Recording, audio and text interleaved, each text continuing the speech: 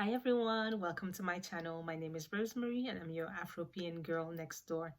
Every week I share a new video with you where I talk about food, Ghana, just black owned businesses, motherhood, anything lifestyle basically. So if you're new to my channel, make sure you subscribe. In this video, I'd like to tell you a little bit more about myself. So you've noticed that when I introduce myself, I say the Afropean girl next door.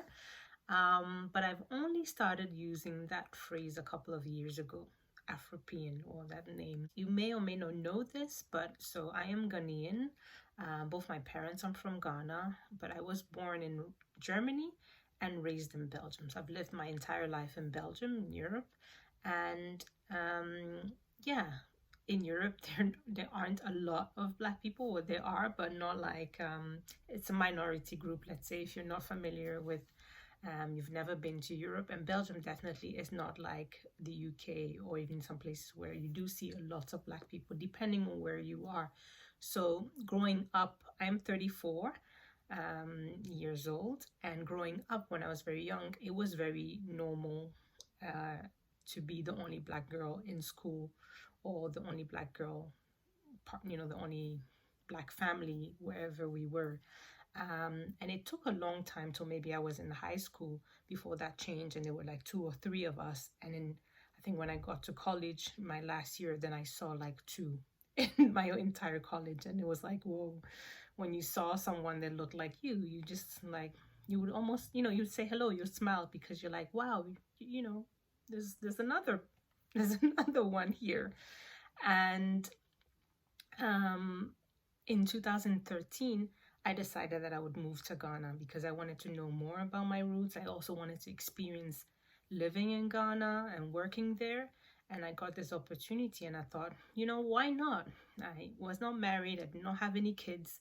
And so there was really nothing holding me back from making that move. And so I did. In just after 6 weeks, I packed up my stuff and left for what I thought was going to be a year. And after the first year, actually after the first 6 to 8 months, I decided that this was the type of life I wanted to live. I decided that I wanted to stick around a little bit longer.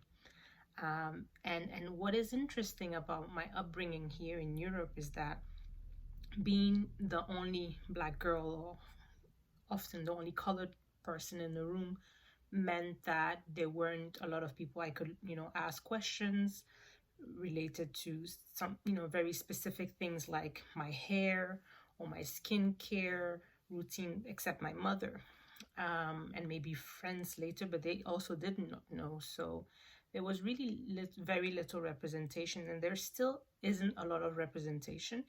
And there weren't a lot of places you could go to even buy products. It's only a few shops later that started, selling products for Black women. You'd have to go to specific shops to get products for your hair and your skin.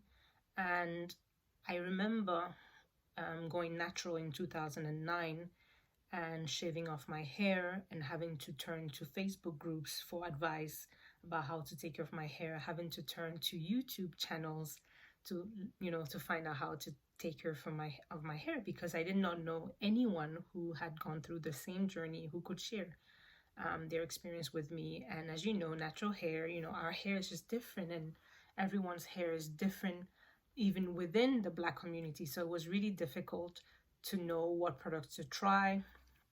And that's, I think, what started the whole self-discovery journey for me, where it started with my hair, but it went to something else, because in 2009, when that happened, that rippled into, now that, I'm learning to learn more about my hair, I'd like to learn more about my roots and my culture, where I come from. And so that took me to Ghana, and Ghana was a wonderful experience for me. I got to meet my other side of the family that I hadn't met, my aunties and my cousins and all of that. And it was really a nice experience. And being part of this place where everyone looks like you, at least the majority looks like you. And I think if you're not Black, or you haven't lived in a place where you're a minority, it might be difficult for you to understand. But it's the little things like seeing billboards and people look like you. It's like watching TV and everyone looks like you. It's like walking down the street and everyone looks like you. You cannot imagine what it does to a person. But for me, it was just that feeling alone was worth me being in Ghana. But very soon I realized that whatever version of a Ghanaian woman I had, told myself that I was not, the typical Ghanaian woman, whatever that meant. And so I had to find out ways to live my life there on my own terms. The type of friends I wanted to be around, the type of activities I wanted to do. And so very soon I accepted the fact that I was probably very European for a Ghanaian girl. I love going to quiz nights, so I would go to quiz nights alone and play with strangers from all over the world, and I really enjoyed that. And I enjoyed doing wine tastings and stuff that maybe others thought, well, that's very foreign of you to do, but I really enjoyed that. And I think that's the whole thing that I got from my trip in Ghana, from the years that I lived there, which is three and a half years almost, taught me to live life on my own terms. I was lucky enough to meet my husband there, and we moved back in around 2016. And when I came here too, I embraced the fact that I was not a typical Belgian. I was not a typical European. So I had to redefine what that meant for me. And that is why for the last few years, I think I've been calling myself an Afropean, because I've embraced those two parts of my culture and of my background. I accept that I'm not fully African, quote unquote, just by the term African and what it means, but I am my own version of what African is, and I'm my own version of what European or Belgian is. And when I say that, obviously I'm fully African, and obviously I could be fully Belgian, but in the eyes of some Africans I may not be, or some Ghanaians, and in the eyes of some Belgians I may not be, which is fine, because I'm my own version of those two cultures and backgrounds. And actually I'm probably not just an Afropean, but a citizen of the world. I also feel very much like a global citizen, and I could live anywhere, make friends anywhere, because home is is what you make of it.